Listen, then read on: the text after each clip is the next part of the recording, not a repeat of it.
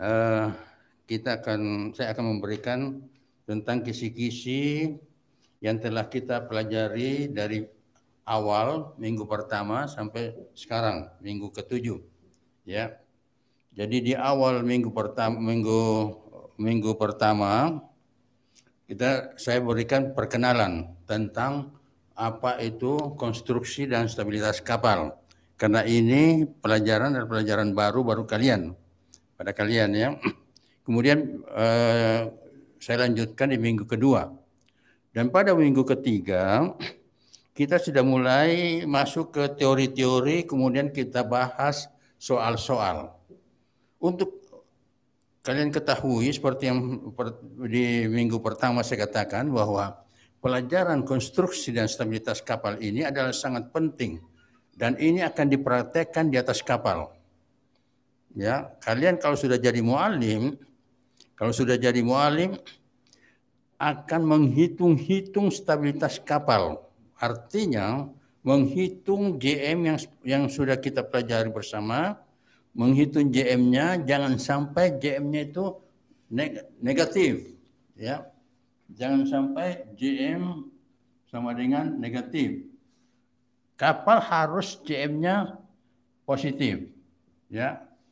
Kalau kapal JM-nya minus, ini sangat membahayakan kapal kalian. Karena JM negatif artinya muatan yang kita muat di atas kapal itu berat di atas. Ya, jadi titik G berada di atas titik M. Ya, titik G berada di atas titik M. Artinya kapal berat di atas. Nah, kapal berat di atas, sementara kapal berada di air, kena ombak, kena angin, akan miring dan sulit untuk kembali tegak. Ya, saya sudah jelaskan di awal bahwa kita harus menghitung.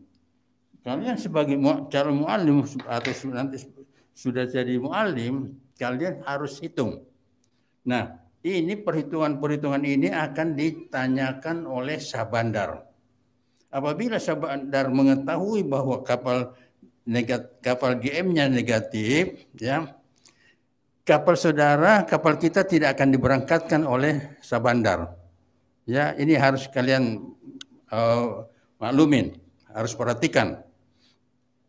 Oleh sebab itu, saya sangat harapkan kepada kalian supaya benar-benar belajar, dan apabila kalian tidak mengetahui dan tidak mengerti, supaya ditanya, ya, ditanyakan, karena bertanya adalah hak kalian dan dosen mempunyai suatu kewajiban untuk menjawab pertanyaan kalian, ya. Jadi pertama kita sudah belajar tentang memuat muatan. Kemudian kita cari GM-nya, ya, memuat muatan, mencari GM-nya, kemudian kita buatkan kolom. Jadi W, KG, momen. Ya, ini sudah di pertemuan ketiga dan keempat sudah saya ajarkan, ya. W ini adalah berat, weight, ya. Jadi displacement, kemudian muatan. Berapa muatan yang kita muat, berapa banyak dikalikan dengan KG-nya dapat momen, ya.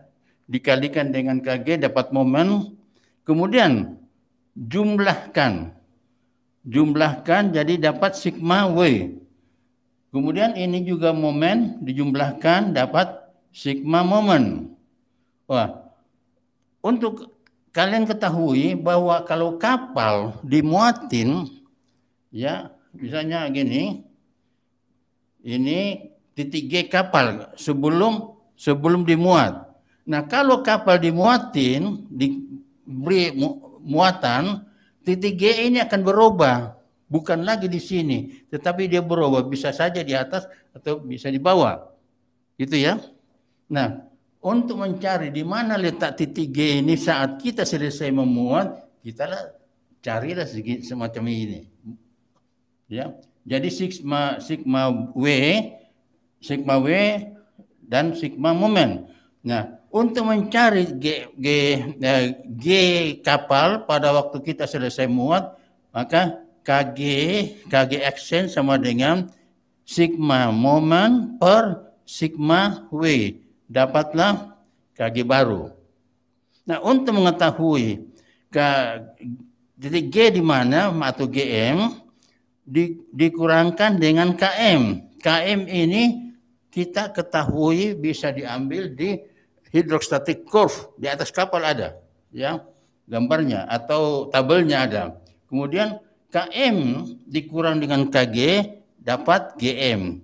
Nah, ini GM ini harus positif, jangan sampai negatif. Ya, kalau negatif nanti akan minggu-minggu berikutnya saya akan ajarkan bagaimana cara memperbaiki kalau hitungan kita GM sama dengan negatif. Itu akan datang, ya, nanti ada ajarkan.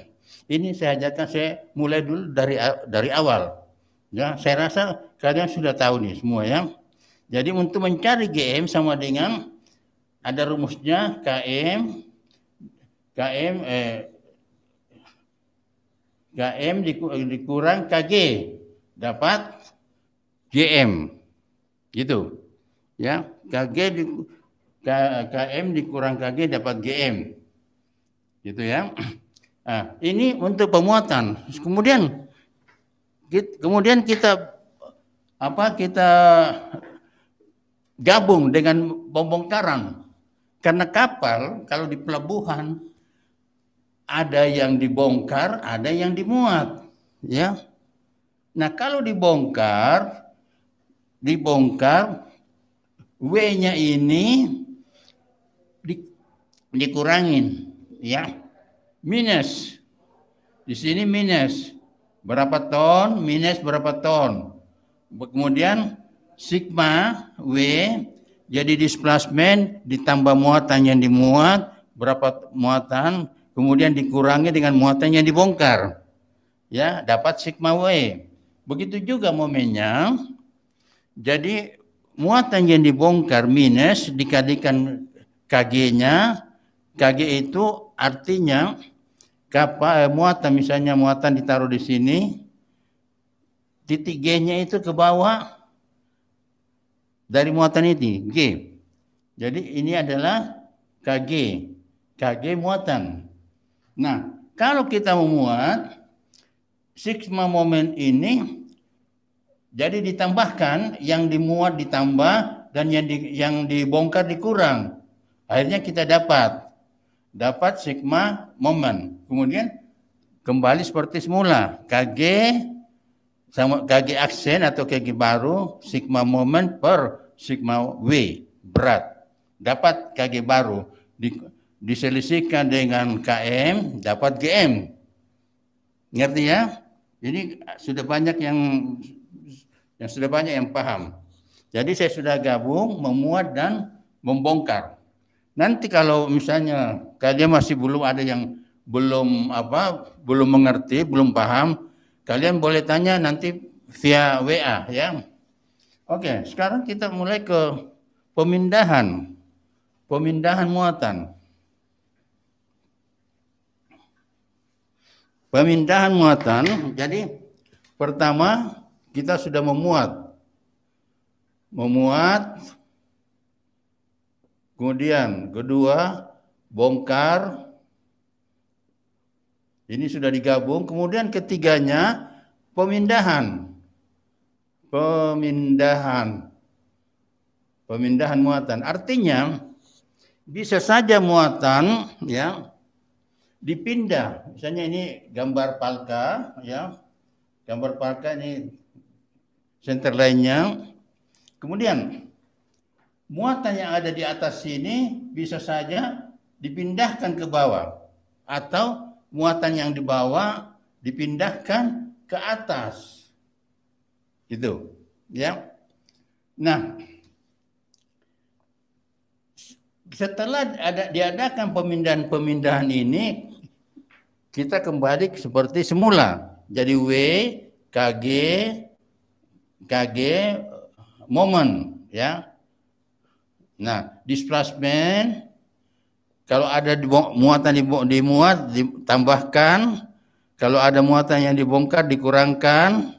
Nah, kalau ada muatan yang dipindah, misalnya 50 ton dan 20 ton dipindah.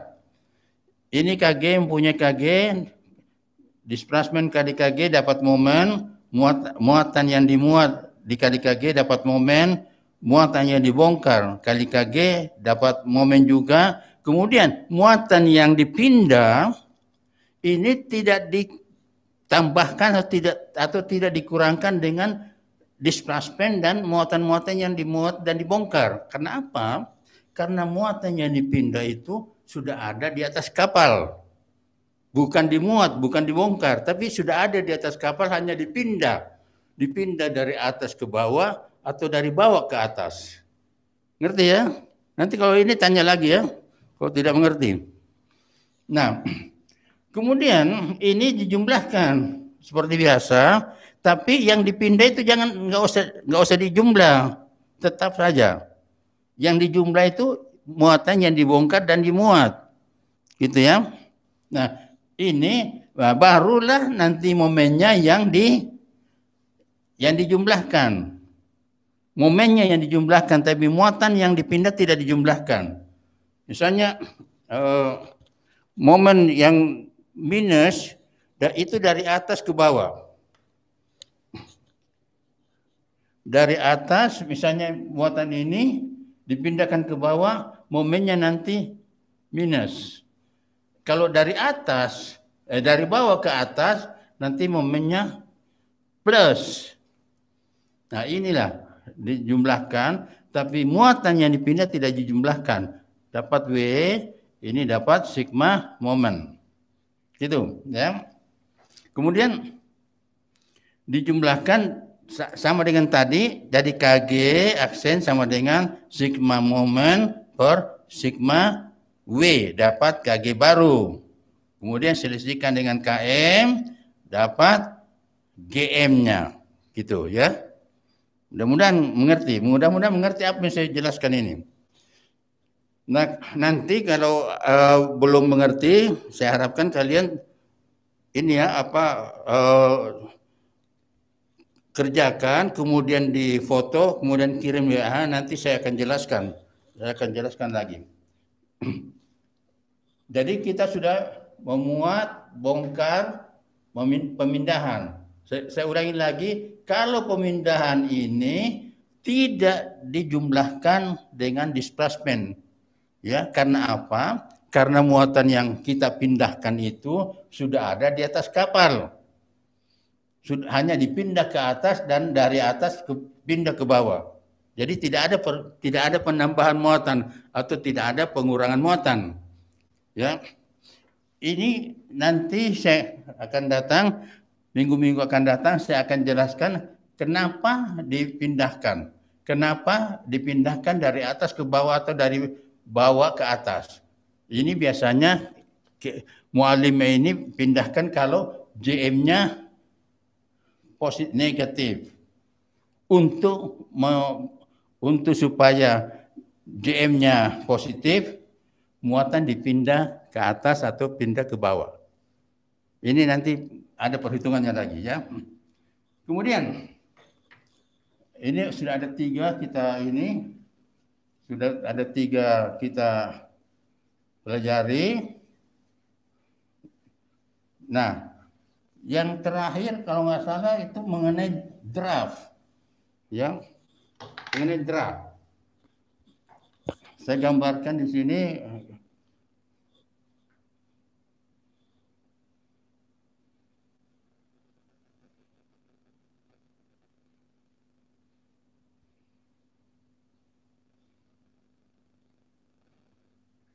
Nah, ini gambar kapal membujur. Gambar kapal membujur. Gambar kapal membujur ini kalau diturunkan di air, inilah namanya draft. Yang garis merah ini, ya. Ini dihitung dari lunas kapal.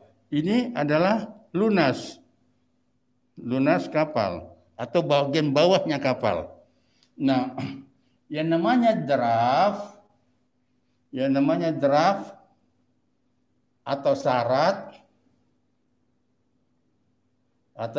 adalah berapa meter badan kapal masuk ke dalam air. Nah, ini dari sini garis air, ini WL waterline, inilah namanya draft, ya, atau syarat. Nah, ini namanya syarat belakang. Syarat belakang. Yang ini namanya syarat depan. Syarat depan. Ya. Jadi saya ulangi lagi, yang namanya draft itu sama juga dengan syarat. Draft itu bahasa Inggris, syarat itu bahasa kita, bahasa Indonesia. Yaitu banyaknya badan kapal yang masuk ke dalam air, ya. Jadi jadi lunas kapal ini diukur sampai ke batas air. Itu namanya draft. Ya. Nah, ada draft depan, ada draft belakang. Di kampus kita banyak market kapal, ada di sini ada huruf-hurufnya, angka-angkanya. Kalau misalnya dia 5 di sini, batas air pas kena 5 itu namanya draft atau syarat depan sama dengan 5 meter gitu. Ya. Nah, kalau di belakang sini biasanya agak besar daripada depan. Karena kapal harus di belakang kapal ini ada baling-baling, harus masuk ke air.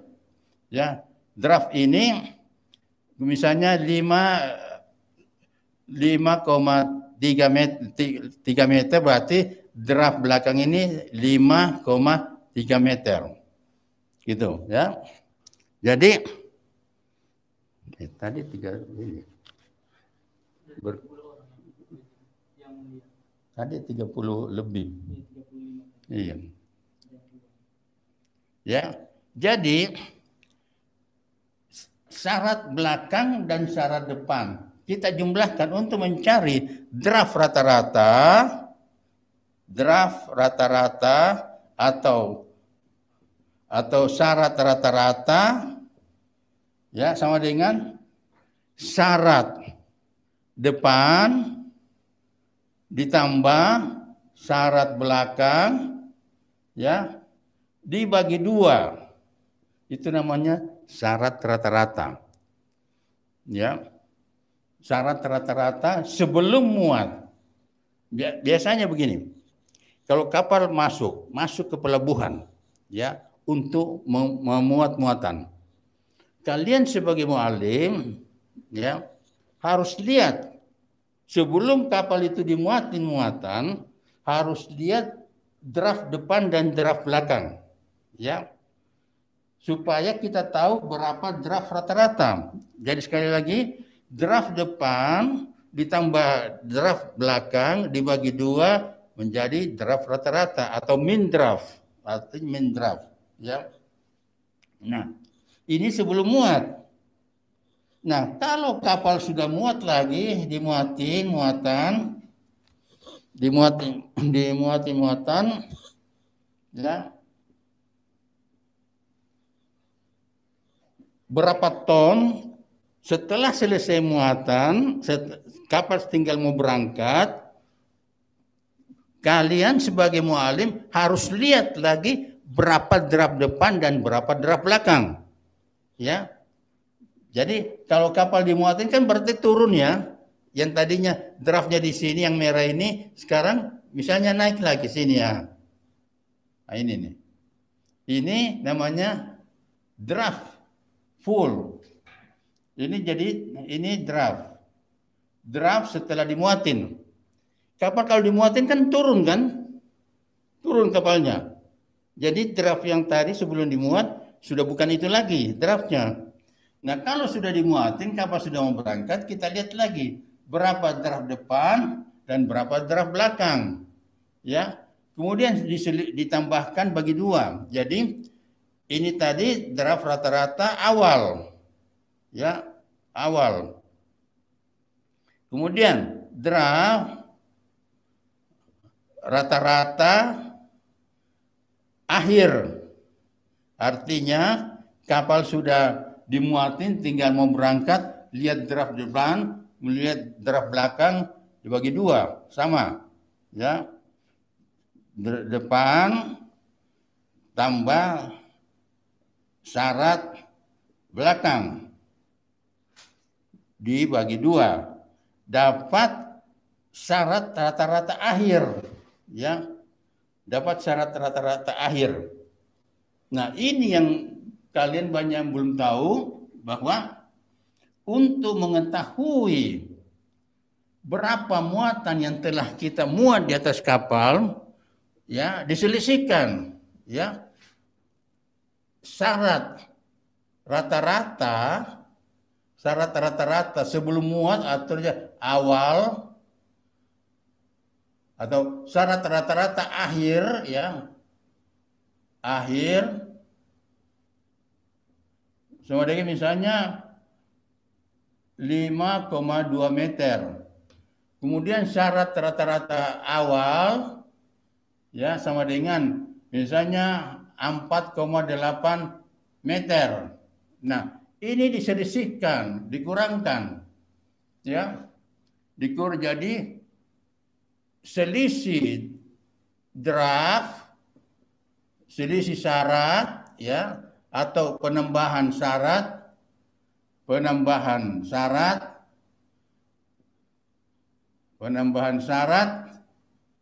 sama dengan dikurangin, berarti 0,4, ya 0,4 meter.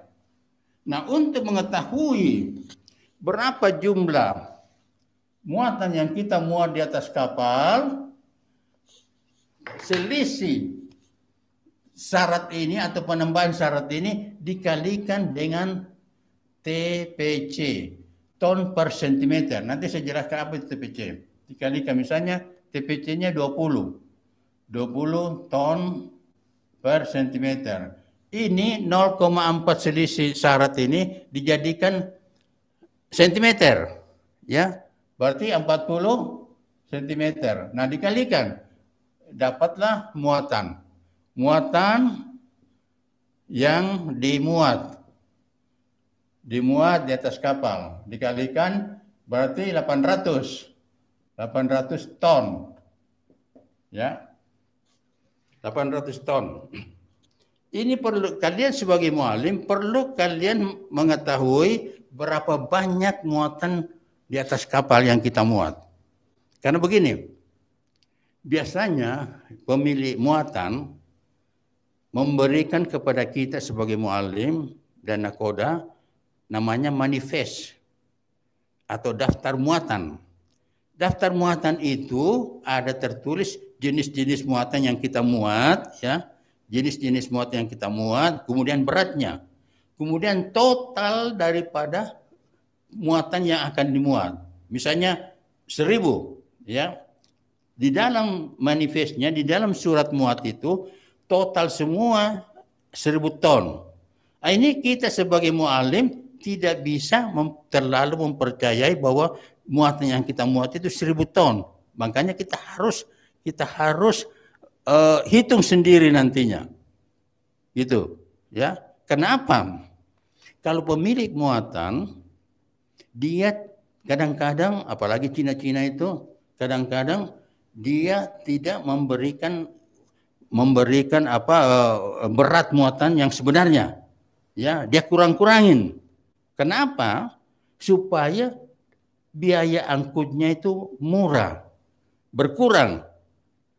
Kalau misalnya muatannya itu harusnya 1000 ton, tapi dia kurangin, misalnya 900, otomatis kan biayanya kan berkurang kan?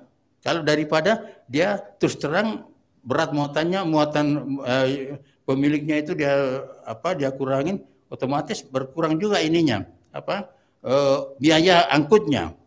Nah, kita sebagai muallim yang belajar stabilitas kapal, belajar tentang pemuatan, harus tahu dengan rumus kayak begini. Ya. Rumus begini kita harus tahu berapa ton muatan. Ya. Kemudian tentang TPC, ton per sentimeter. Kalau misalnya TPC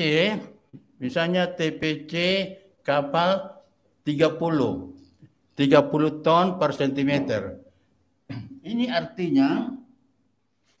artinya kalau kapal, misalnya saya ulangin, TPC kapal 30 ton per sentimeter. Artinya kalau kapal dimuatin 30 ton, kapal itu turun 1 sentimeter.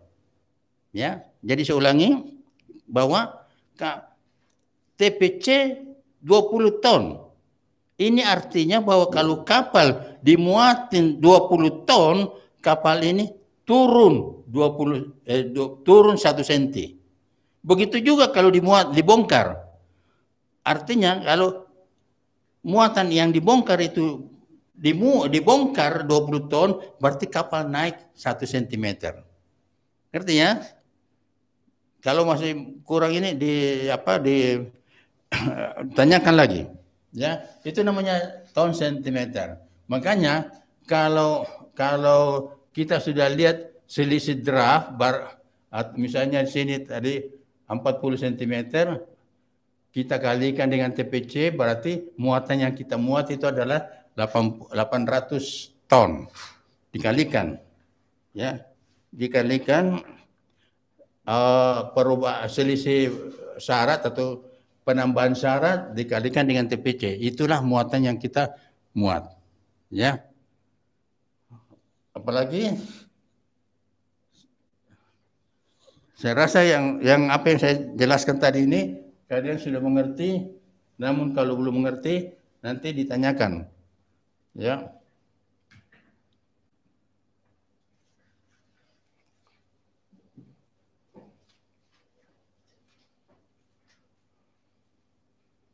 Nah, sekarang tentang syarat akhir, ya. Jadi kalau misalnya yang kemarin banyak yang tanyakan tentang bagaimana mendapatkan syarat rata-rata. Itulah banyak muatan yang dibongkar.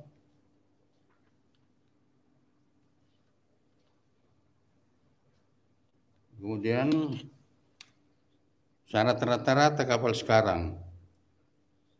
Nah, kita tahu rumusnya untuk mendapatkan muatan berarti selisih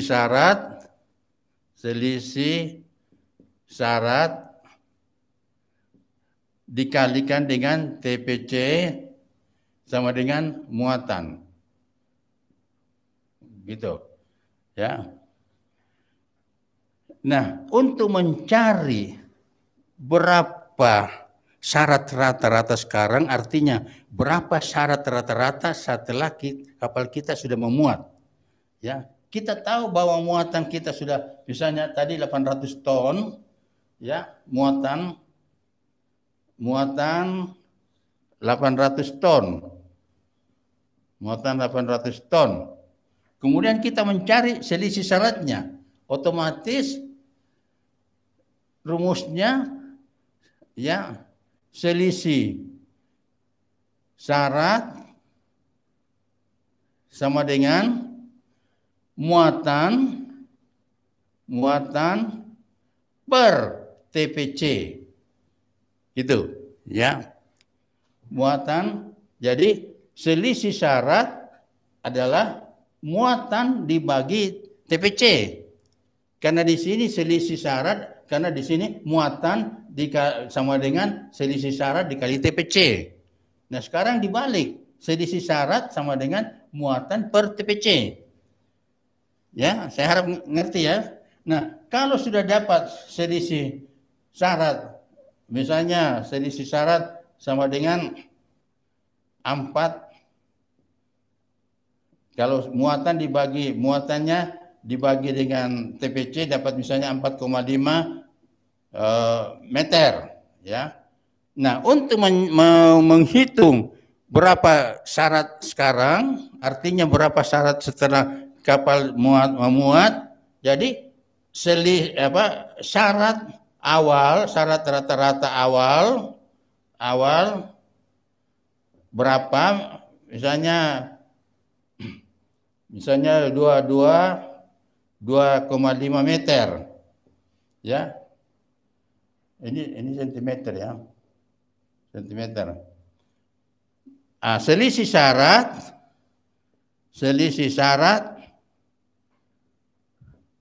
misalnya 4, ini 2,5 meter ini kita jadikan sentimeter ya. Jadi dapat 25 sentimeter. Ini selisih syaratnya misalnya 4,5 sentimeter. Berarti syarat rata-rata akhir sama dengan ditambahkan, ya. Jadi dapatnya 29,5 cm atau 2,9 meter. Kita bulatkan menjadi 3 meter. Ya, gitu. Ini pelajaran yang terakhir saya berikan.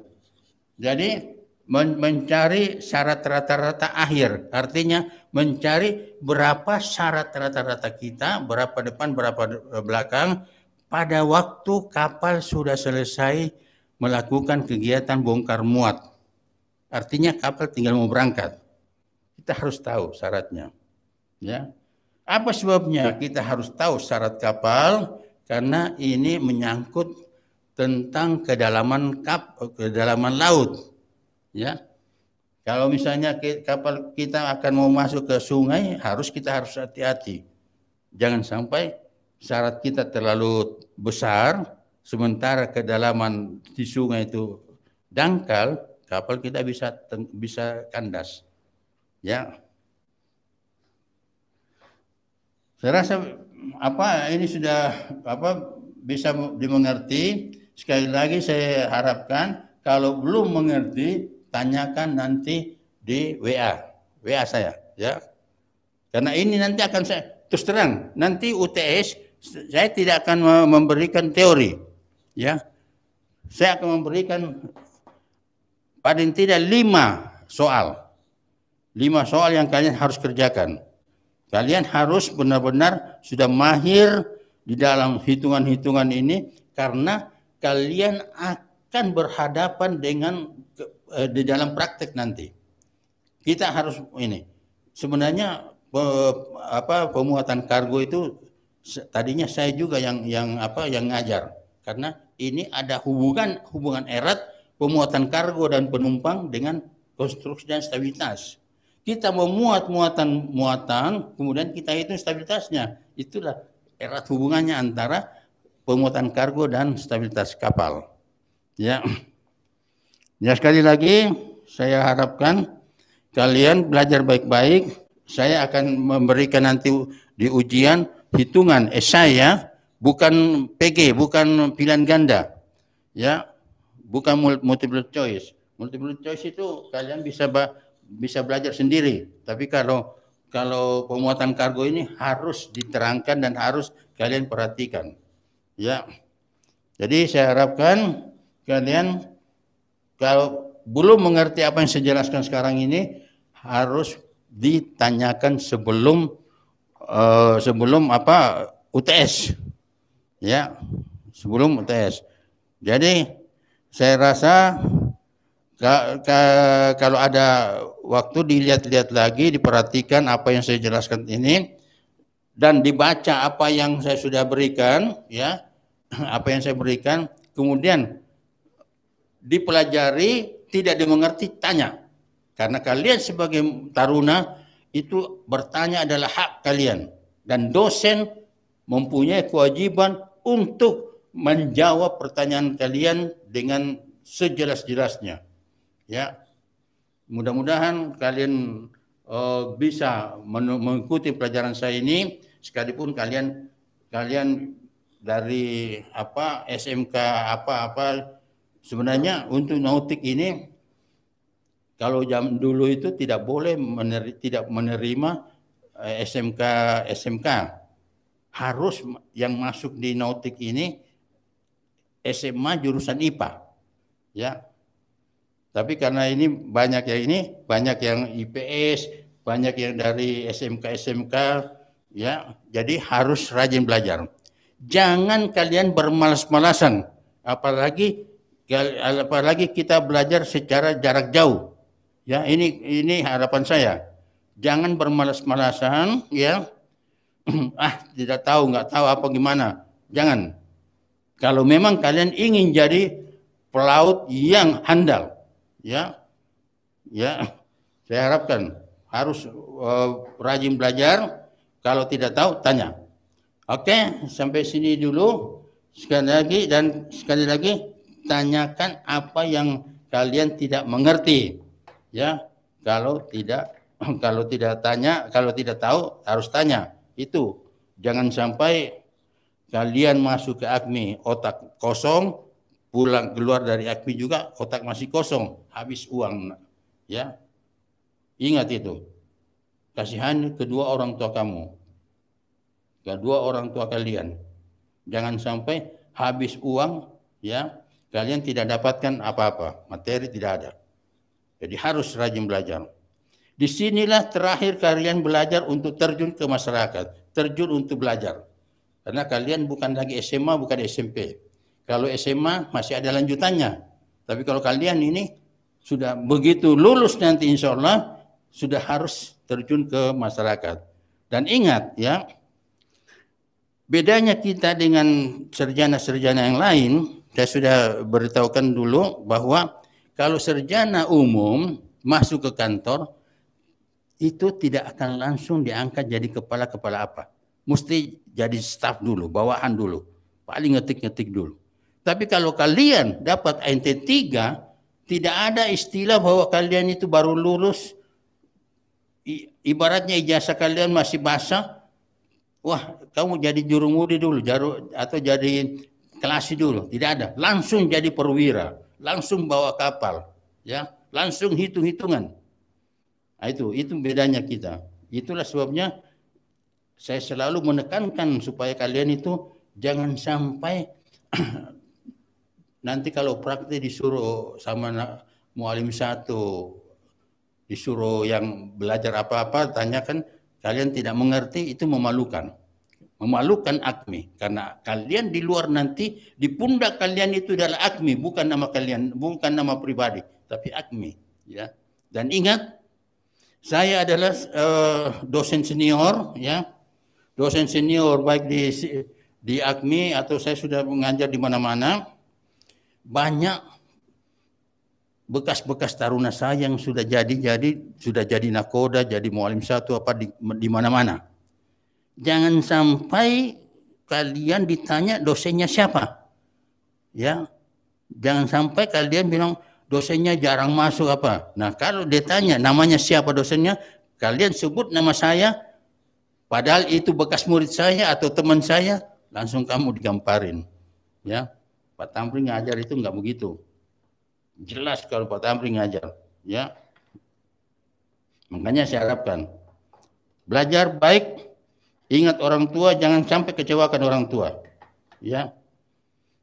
Habis uang, waktu habis, ya, walaupun kita belajarnya ya secara kayak begini jarak jauh, tapi semangat untuk belajar kalian itu jangan pudar, jangan mundur, ya. Oke, kalau gitu saya sudahi dulu. Mudah-mudahan kalian apa yang saya jelaskan ini mengerti dan dapat dipahami. Kalau belum dipahami juga supaya ditanyakan. Sekian. Wabillahi taufiq wal hidayah. Assalamualaikum warahmatullahi wabarakatuh.